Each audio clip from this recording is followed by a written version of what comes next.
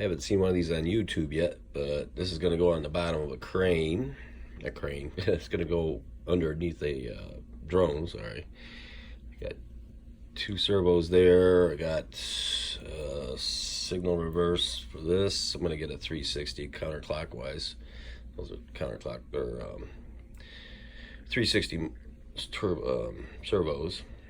And this is the tricky part, was getting this guy in here.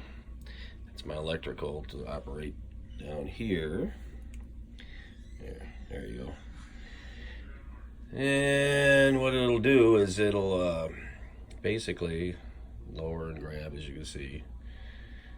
I machined all this. It's got a little bearing in here, a little guide for cabling. This is just 60-pound test fishing line. These are brass couplings I got. It's a 1/4 inch inside. You gotta dimple it a little bit to make sure you get it to stick in there, but so keep from spinning in there. And it works pretty decent actually. So, anyways, fun project.